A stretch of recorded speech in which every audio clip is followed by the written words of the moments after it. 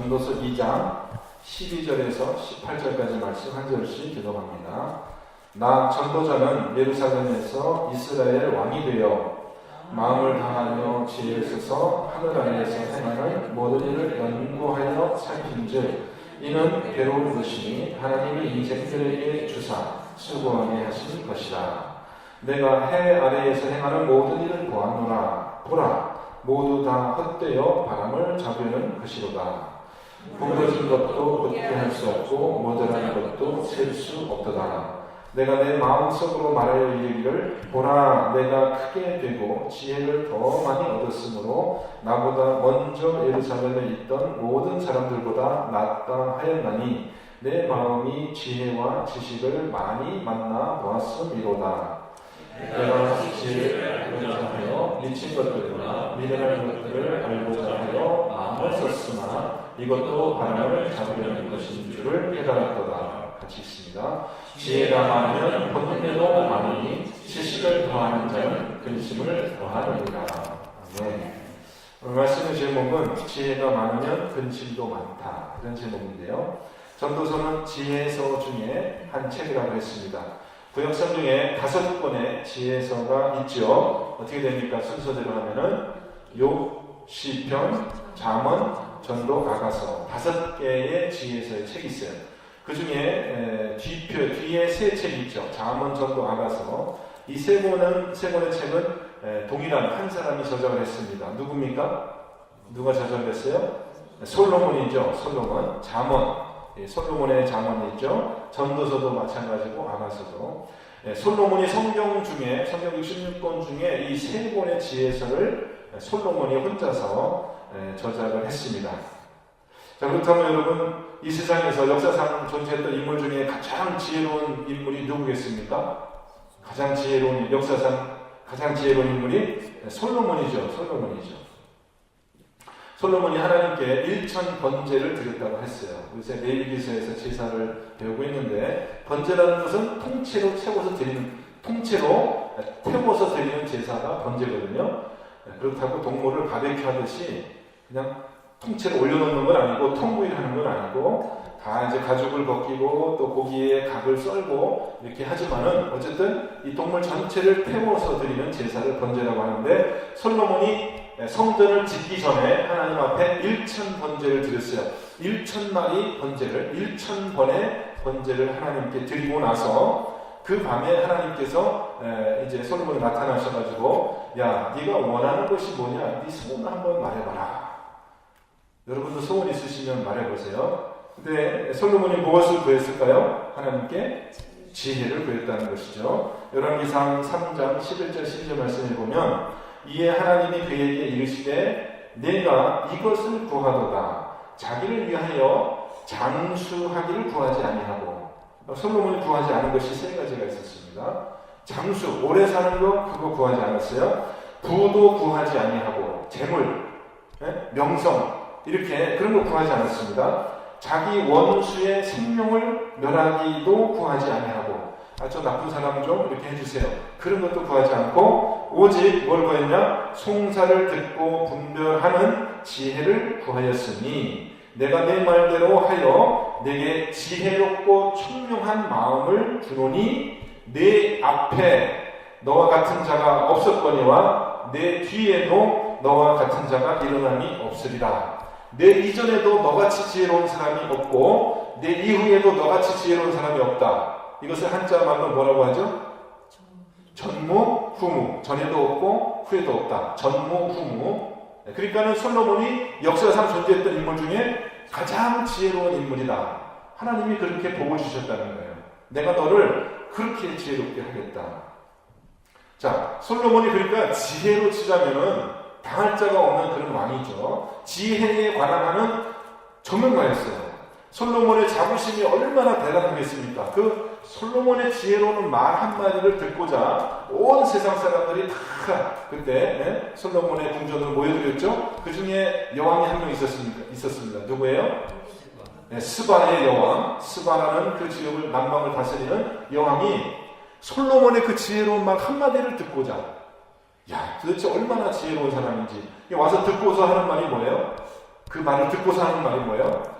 네? 내가 당신에 대해서 들은 소문이 실제보다 못하다. 그죠? 내가 진짜로 당신의 말을 듣고 보니 내가 들은 소문이 헛것이 아니다. 이렇게 감탄을 했더라는 것입니다.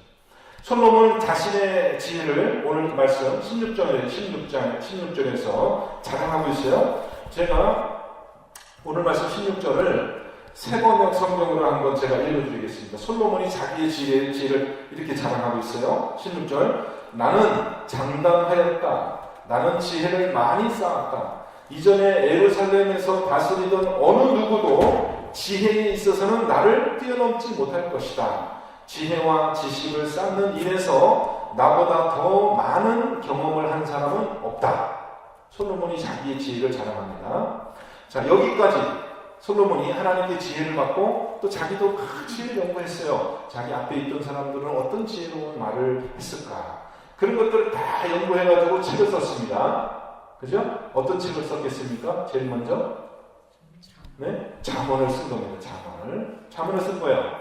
내가 이 세상에 여태까지 존재했던 이스라엘의 모든 왕들보다 내가 이 세상에 어떤 사람보다 나보다 지혜로운 사람은 없을 것이다 라고 자부하던, 자기의 지혜를 자부하던 시절에 그때의 솔로몬이 지혜의 글을 모아서 쓴 책이 잠언이었을 것이에요. 그죠? 잠언은 지혜를 자랑하고 어리석음을 비웃습니다. 그런데 잠언은요, 읽기에 따라서는 잠언은 어떻게 보면 이 땅의 지혜인 것 같이 보여요. 어떻게 보면 이 세상을 살아가는 처세술이 아닌가 그렇게 생각될 정도로 어떻게 보면 신앙적이고 영적이고 어떤 건 눈에 보이지 않는 그러한 세계에 대한 지혜라기보다는 우리가 일상적으로 살아가는 그런 일상에서의 관계 그런 것들에 대한 많은 지혜를 가르쳐주고 있어요. 근데 솔로몬은 잠언의 지혜에 만족하지 않고 이제 더 깊은 지혜를 추구해 갑니다. 더 깊은 지혜를 추구해 가요. 그래서 이제 솔로몬이 두 번째로 쓴 책이 뭐예요? 예? 전도서예요. 전도서. 근데 전도서의 결론은 뭐냐? 오늘 본문의 결론은 뭐냐면 내가 그렇게 많이 추구하고 내가 축적해왔던 아주 내가 할 수 있는 최대로 이 세상의 모든 것들을 다 내가 그렇게 했던 그 지혜가 내가 알고 보니까 그것이 다 소용이 없는 것이었더라. 전도서의 지혜. 전도서의 지혜. 그래서 17절에 가면은 그렇게 지혜를 자랑하던 솔로몬이 이제 미친 짓을 해요. 미친 짓을. 17절 보세요. 17절을 보면 어떻게 되어 있습니까? 자, 내가 다시 지혜를 알고자 하여 아니 이미 지혜 충분히 알았잖아요. 알 만큼 알았잖아요. 뭔 지혜를 또 알고자 하여 그 다음 어떻게 돼요? 미친 것들과 미련한 것들을 알고자 하여 마음을 썼으니 사람이 너무 지혜롭고 너무 똑똑하다 보면은 그 다음에 어떻게 돼요? 그 다음에 미쳐버려요. 미쳐버려요. 솔로몬이 지혜를 찾다가 이제 더 이상 자기가 만족스럽지 않으니까 이제는 어떤 것들을 추구하는 거예요? 내가 미친 것들과 미련한 것을 알고자 하여 마음을 썼으니. 이게 뭐겠습니까, 여러분? 네? 솔로몬이 이렇게 미친 것들과 미련한 것, 여기서 말하는 미친 것들과 미련한 것들은 뭐예요? 이제 솔로몬이 지혜로운 사람이었잖아요. 그러니까 여러분도 지혜를 사용해서 잘 보시면은 그 2장에 나오는 2장의 1절부터 11절까지 나오는 그런 내용들이에요. 솔로몬이 지혜를 강구하다가 안 되니까 그 다음에 2장에 가보면 뭐가 되냐? 여기 보면은 제가 그 세번역으로 17절 말씀 세번역으로 번역해 보면 나는 또 무엇이 슬기롭고 똑똑한 것인지 무엇이 얼빠지고 어리석은 것인지를 구별하려고 시험을 심혈을 기울였다 이렇게 되어 있는데 아마도 2장 11절 2장의 1절부터 11절을 보면은 이제 이 솔로몬이 어떤 일을 합니까? 여기 보면 2장 1절에 보면 내가 시험 삼아서 네? 이런 것도 한번 해봤다는 거예요. 그러니까 세상 사람들이 내가 보기에는 세상 어리석고 얼빠지고 미련한 것처럼 미친 것처럼 보이는 그런 일을 내가 한번 해봤다는 거예요. 그래서요 웃음을 한번 찾아보고요 또 쾌락을 찾아보고요 술을 한번 마셔보고요 또 많은 여자들과 성적인 쾌락도 누려보고요 부가 줄 수 있는 그런 이 세상의 모든 즐거움을 자기가 한번 해봤다는 거예요. 무슨 말인지 아시겠죠? 내가 지혜를 극도로 추구하다가 만족이 없으니까 혹시라도 시험 삼아서 이런 거를 해보면은 내가 혹시라도 만족해볼까 해가지고 세상에 어리석은 사람들이 추구하는 그것도 내가 한번 따라서 해봤더니 결론이 어떻게 됐어요? 그것도 헛되고 바람을 잡으려는 것과 같더라 이거죠. 네. 여러분, 지혜자가 행복합니까? 우매자가 행복합니까? 누가 더 행복합니까? 어떤 사람? 똑똑한 사람이 행복해요? 좀 어리석은 사람이 행복해요, 여러분? 참 역설이죠. 역설이죠. 당연히 똑똑하고 지혜로운 사람이 행복해야 될 것 같은데, 여러분 이제 이 사람의 그 행복도를 이렇게 설문조사를 해보면 부자가 행복합니까? 가난한 사람이 행복합니까? 여러분? 이 나라별로 행복도를 조사했잖아요. 그러니까 제일 행복하다고, 자기 스스로 제일 행복하다고 느끼는 사람이 느끼는 나라가 어디예요? 방글라데시. 제일 못 살고 가난한 사람들이 자기 스스로는 제일 행복하다고 느끼는 거예요. 우리나라는요, 우리 한국은요, 행복지수가 완전히 바닥입니다, 바닥. 아무도 행복하다고 느끼질 않아요. 그거를 보면은요, 부자라고 행복한 것이 아니에요. 똑똑하다고, 지혜롭다고 행복한 것이 아닙니다. 이게 솔로몬이 지혜를 찾고자 그렇게 연구를 했는데, 결론적으로 뭐예요? 지혜가 많으면 번뇌도 많으니. 아는 것이 많으니까 먹고 싶은 것도 많고, 아는 것이 많으니까 걱정 근심이 많다는 것이에요. 그러면 똑똑한 사람이 걱정 근심이 많겠습니까? 어리석은 사람이 걱정 근심이 많겠습니까? 우리가 흔히 하는 말에 개팔자가 상팔자다 이런 표현이 있잖아요. 예? 우리가 뭐 동물의 신세를 우리가 잘 이해하지 못하겠죠. 우리가 뭐 진짜 걔한테 물어본 적도 없고 하니 잘 모르지만 우리가 보기에 내가 사는 삶보다 걱정 근심 없이 주인이 주는 대로 먹고 사는 개팔자가 오히려 행복한 것처럼 우리는 보이기도 한다는 것입니다. 자, 그래서 이런 말이 있잖아요. 나는 만족한 돼지가 되기보다는 나는 불만족스러운 소크라테스가 되겠다. 돼지가 행복한 거예요? 소크라테스가 행복한 거예요? 돼지가 행복한 거예요. 자, 그러면 여러분의 선택은 뭐예요? 여러분의 선택은? 여러분 무식하고 그냥 행복하게 사는 게 좋겠어요? 아니면 똑똑하고 좀 걱정 근심하고 사는 게 좋겠어요? 여러분 선택은 뭐예요? 여러분 어떻게 살고 싶으세요? 참 인생이 공평하죠? 네, 공평해요.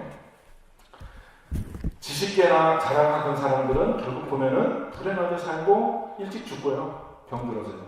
오히려 걱정 근심 없이 아무 생각 없이 사는 사람이 행복한 삶을 산다. 이게 참 인생의 역설이고 어떻게 보면 하나님이 그렇게 했다는 것입니다. 왜 그런 현상이 일어나냐? 이 잠언서도 그런 표현이 있지만 잠언서도 보면은 부자하고 유력하고 행복한 것이 아니라는 거예요. 똑똑하다고 그것이 우리 행복한 점이 아니라는 거예요. 왜 그런 일이 일어나는가를 전도자는 왜 그런 일이 일어나는가를 오늘 사실 말씀은 앞절에 13절에 이야기를 하고 있어요. 13절에 보면은 전도자가 도대체 왜 이 세상이 이렇게 되어 있는가를 생각해 보니까 마음을 다하여 지혜를 써서 하늘 아래에서 행하는 모든 일을 연구하여 살핀즉, 이거는요 기분 날 때 그냥 한번 생각해 봤다는 게 아니라 아주 체계적으로 이것을 의지를 뜻을 가지고 체계적으로 지속적으로 연구를 했다는 거예요. 지혜를. 왜 세상이 이렇게 되는가 살펴봤더니 세 가지 결론이 나왔는데, 첫째는 이 괴로운 것이니, 이 세상에 해아래 있는 것은 모든 것은 괴로운 것인데 그것이 하나님께서 인생들에 대해 주사 수고하게 하신 것이다. 하나님이 그렇게 이 세상을 해 아래에 있는 모든 것들을 허무한 곳에 굴복하게 만들었다라는 거예요. 지혜자나 우매자나 허무한 곳에 굴복하도록 그렇게 하나님께서 이 세상을 만들었다. 첫 번째 결론. 두 번째 결론 14절. 해 아래에서 행하는 모든 일을 보니까 모든 것이 다 헛되어 바람을 잡으려는 것이다. 헛되다는 거야. 우리의 수고가 다 헛되다는 거야. 우리가 열심히 하는 일들이 다 헛되다는 거야. 세 번째 결론 15절입니다. 구부러진 것도 곧게 할 수 없고 모자란 것도 셀 수 없다. 이렇게 돼 있다는 거예요. 이 세상이 상당히 우리가 보기에 합리적이고 그렇게 되는 것 같아도 사실 지혜를 가지고 살펴보면은 참 어처구니 없는 그런 일들이 많이 일어났다는 것이, 일어나고 있다는 것입니다. 자, 인생의 평준화라는 그런 용어가 있습니다. 인생의 평준화. 우리가 가끔 들었던 거죠. 40대는 학벌이 평준화가 일어나고, 50대는 외모가 평준화가 일어나고, 70대는 뭐 건강의 평준화가 일어나고, 80대는 재산의 평준화가 일어나고, 90이 넘어가면 생사의 평준화가 일어난다. 이렇게 우스갯소리로 하는 얘기가 있잖아요. 그죠? 시간을, 오랜 시간을 놓고 보면은 그게 다 그거라는 거예요. 여러분, 어떤 사람이 공부를 많이 하고 책을 많이 읽고 영어를 유창하게 하는 사람이 죽게 됐습니다. 옆에서 친구가 하는 말이, 야, 너 그동안 공부한 거 그거 너무 아깝구나. 그거 나한테 좀 주고 가라. 너무 아깝다. 너 영어 그렇게 잘하는데 그 평생 그렇게 공부한 거 죽으면 그 다 소용없는 게 되는데 너무 아깝다. 나한테 좀 영어 좀 물려주고 가라. 그렇게 이제 농담 삼아 그런 말을 했다고 해요. 여러분, 우리가 평생 공부했잖아요. 다 어디로 갑니까? 그게 죽으면? 다 무효가 되는 거예요. 다른 사람한테 줄 수가 없어요. 자기 자식한테 물려줄 수가 없어요. 또 걔는 처음부터 A, B, C, D, 다 처음부터 또 다 배워야 돼요. 물려줄 수 있으면 얼마나 좋겠어요. 딱 죽으면 그 다 무효가 되는 겁니다. 끝입니다. 소용없습니다. 그래서 오늘 말씀 15절, 17절에 또 보면은 이 우매자와 전도자의, 죄송합니다. 오늘 말씀이 아니고 사실 내일 말씀인데 미리 보면은 15절에 하고 17절에 사실은 이제 동일한 주제가 반복되는데요. 우리가 2장 넘어가서 12절부터 이제 동일한 주제가 반복되는데, 그리고 15절부터 17절까지만 보면 이렇게 되어 있습니다. 내가 내 마음속으로 이르기를 우매자가 당한 것을 나도 당하리니 내게 지혜가 있었다 한들 내게 무슨 유익이 있으니요 하였도다. 이에 내가 마음속으로 이르기를 이것도 헛되도다 하였으니 16절 지혜자도 우매자와 함께 영원하도록 기억함을 얻지 못하라니 후일에는 모두 다 잃어버린 찌오렐 것이니라. 오라 지혜자의 죽음이 우매자의 죽음과 이거니라. 지혜자와 우매자의 평준화. 첫째, 똑같이 죽는다는 겁니다. 죽어요. 지혜자도 죽고 우매자도 죽고. 근데 죽고 나면 어떻게 해요? 지혜자도 아무도 기억하지 아니하고 또 우매자도 아무도 그 일을 기억하는 사람이 없다는 것입니다. 오랜 시간이 지나고 보니 지혜로운 것이나 어리석은 것이나 결국 차이가 없어진다. 그런 영역이 우리에게 있다는 거예요. 그죠? 이 세상을 살 때는 분명히 차이가 있는 것 같아요. 그죠? 지혜로운 사람과 우매자 차이가 있는 것 같아요. 근데 긴 시간 속에서 다시 살펴보니 차이가 없더라. 그것이 무슨 소용이 있느냐라고 이렇게 얘기를 하는 것입니다. 그래서 여러분, 이 잠언은 이 땅의 지혜를, 현세적인 지혜를 이야기한다면 이 전도서는요, 영원한 세상 속에서 그러니까 조금 더 궁극적이고 조금 더 영원한 그러한 가치관에서 우리 인생을 바라보자는 것입니다. 해열에서 행하는 모든 행사가 다 헛되어서 바람을 잡으려는 것과 같다. 당연한 것입니다. 이것이 지혜자가 자기가 만족하지 않고 계속 지혜를 추구하다 보니까 이거 지혜를 추구하는 이것조차도 헛된 일이구나. 네? 잠언의 지혜에서 넘어서서 전도서의 지혜로 왔다는 것이죠. 근데 사실 이 전도서가 전하는 이 지혜는 땅의 지혜가 아니라 영원한 세계 속의 지혜는 사실 땅의 관점에서 볼 때는 헛된 지혜고, 어떻게 보면은 역설적으로 참 그럼 우리는 무슨 목적으로 살아가나 이렇게 좀 이야기할 수 있습니다. 그런데 사실은 그 속에 역설이 숨어 있습니다. 아까 전도자가 지혜를 다해서 연구한 세 번째 결론이 뭐냐 하면은 구부러진 것도 곱게 할 수 없고 모자란 것도 셀 수 없다. 하나님이 이렇게 만들어 놓았다는 거예요. 세상을. 하나님이 세상을 이렇게 만들어 놨어요. 그렇다면 그것이 우리가 듣기에는 허무한 이야기지만 하나님께서 그렇게 세상을 만들어 놓으셨다면, 그렇다면 그 세상을 바꿀 수 있는 힘이 또 하나님께 있겠죠. 그것을 얘기하는 거예요. 우리가 이 세상에 갇혀 있지 않아야 된다는 것을 이야기합니다. 전도서 7장 13절에 보지 마세요. 전도서 7장 13절에 이런 말이 나와요. 하나님께서 행하시는 일을 보라. 하나님께서 행하시는 보라. 지금까지는 보라 그랬을 때 뭘 보라고 했습니까? 해 아래. 오늘도 말씀에 보라라는 말이 있잖아요. 어디 나옵니까? 보라라는 말이? 네? 어디 나와요? 오늘 말씀에? 10몇 절에 나오죠? 14절? 네, 10절. 보라.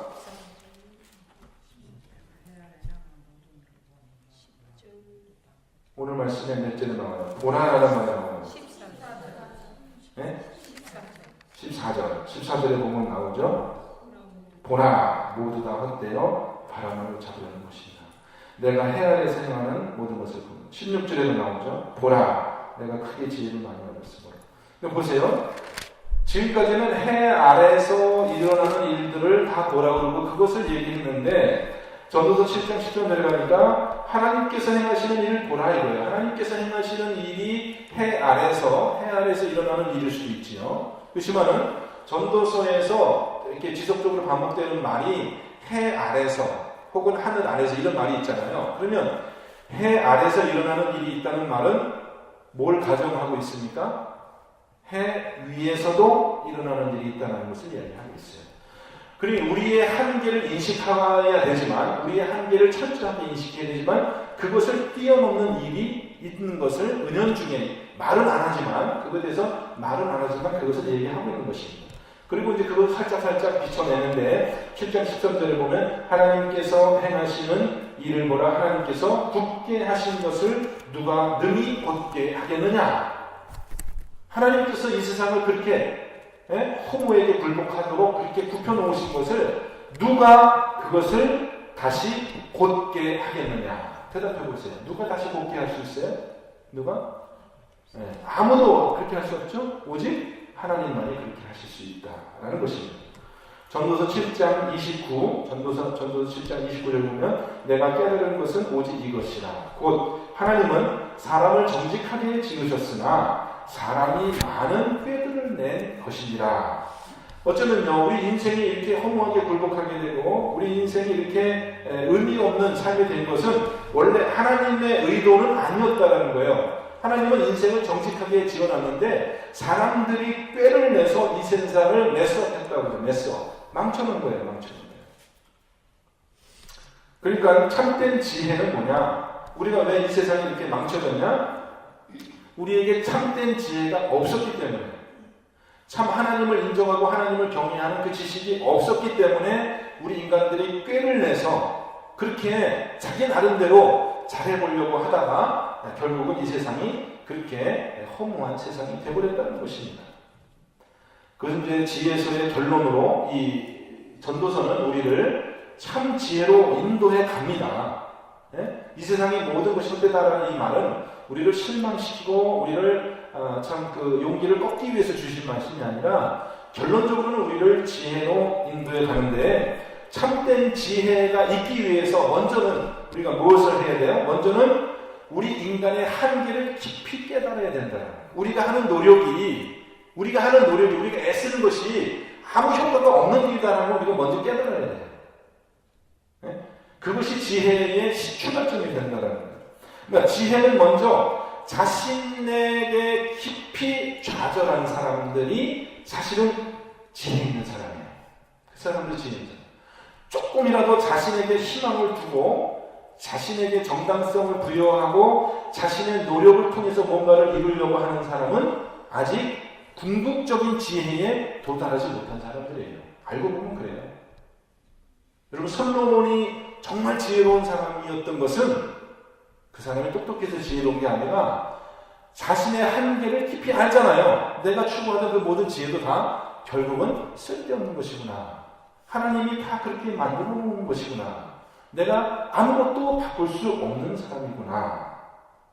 여러분, 우리는 많은 지혜를 추구할 것이 아니라 우리가 얼마나 철저하게 무능력하고 우리가 얼마나 철저하게 하나님께 의존적인 존재인가를 깨닫는 것, 그것이 참 지혜인 줄 여러분 믿습니다. 우리가 진짜 알아야 될 것은 이 세상에 많은 어떤 지식과 정보가 아니야. 딱 한 가지만 알면 우리는 지혜로운 사람이 될 수 있어요. 우리가 얼마나 철저한 죄인인지, 그리고 우리는 태어나면서부터 우리는 얼마나 우리 마음이 부패하고, 가능하면 우리는 그 하나님의 선에서 멀어지려고 하는 그런 부패한 그런 생각이 우리가 물들어 있어요. 기도하는 것도 사실 알고 보면 우리가 참 기도하는 것도 엉터리를 기도할 때가 많아요. 참 위선적으로 기도할 때가 많아요. 네? 우리가 참 하나님께 무슨 우리가 신용한 그런 행동을 한다고 하면서도요, 사실은 그것 자체가 가장 부패한 행동일 때가 너무너무나 많습니다. 그렇게 우리는 위선에 가득한 사람이에요. 그것만 기억해도, 저와 여러분이 그것만 기억하고 하나님 앞에 우리가 겸손한 사람인 것만 알아도, 그것만 알아도 우리는 지혜로운 사람이 돼요. 이 세상에 웬만한 사람보다 더 지혜로운 사람이 될 수 있습니다. 여러분, 이것은 긍정적인 의미에서 자기 부인이고 긍정적인 의미에서의 허무예요. 참된 지혜로 나아가기 위해서 우리가 그 과정을 밟고 가야 되는 것입니다. 자, 우리가 하나님 앞에 나아갈 때 무엇으로 나아갈 수 있겠습니까? 바로 이 가난한 마음, 영적인 가난한 마음, 그것이 우리를 참된 지혜로 또 하나님께로 인도해가는 그러한 올바른 방법인 것을 여러분 생각하시기 바랍니다. 그래서 오늘 말씀처럼 여러분, 이 세상의 지혜, 나의 모든 것을 부인하고 오직 하나님의 지혜에 의지하여서 그렇게 하나님께 나아가는 귀한 여러분들 되시기를 주님의 이름으로 축원드립니다. 함께 기도하겠습니다.